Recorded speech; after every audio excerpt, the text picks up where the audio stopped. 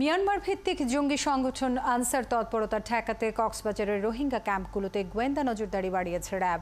এর আগে বুধবার এক অভিযানে তাদের কাছ থেকে আরজেস গ্রেনেড সহ নানা রকম অস্ত্র উদ্ধার করা হয়। এদিকে নড়াইলের সাবেক ইউপি চেয়ারম্যান শেখদার মোস্তফা কামালের হত্যা মামলার প্রধান আসামি সহ 4 জনকে গ্রেপ্তার করেছে র্যাব।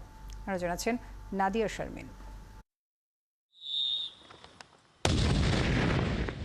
21শে আগস্ট গ্রেনেড হামলা সহ নানা ধরনের জঙ্গি হামলায় যে আরজেস গ্রেনেড ব্যবহার করেছিল জঙ্গিরা, সেই একই ধরনের সামরিক গ্রেনেড মিলেছে উখিয়ার রোহিঙ্গা ক্যাম্পে।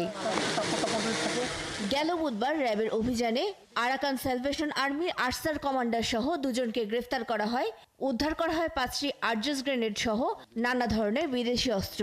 মিয়ানমার ভিত্তিক এই সংগঠনের হাতে নতুন অস্ত্র আসছে বলেও মনে করছে র্যাব।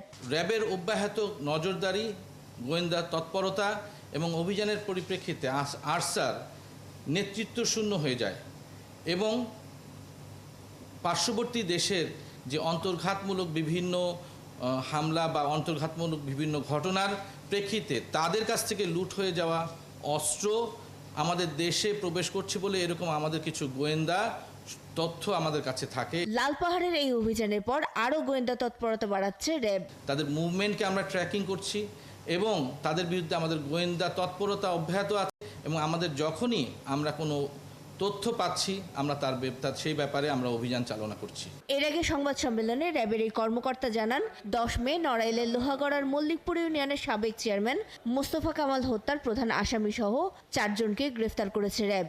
মোস্তফা কামালের সঙ্গে ওই ইউনিয়নের 2 নম্বর ওয়ার্ডের সাবেক মেম্বার আকবর হোসেন লিপনের বিরোধ ছিল। 2022 সালের ডিসেম্বরে তাদের অনুসারীদের মধ্যে একটি সংঘর্ষে হাত কাটা পড়ে লিপনের। এলাকায় আধিপত্য বিস্তারের যে আমাদের একটি অপসংস্কৃতি বিদ্যমান আছে, সেই অপসংস্কৃতির একটি ফসল হলো এই হত্যাকাণ্ড। প্রাথমিক জিজ্ঞাসাবাদে গ্রেফতারকৃতরা হত্যাকাণ্ডের সাথে জড়িত থাকার কথা স্বীকার করেছে বলেও জানায় র্যাব। রাজনৈতিক পরিচয়টা এখানে মুখ্য নয়। নাদিয়া শারমিন, 71, ঢাকা।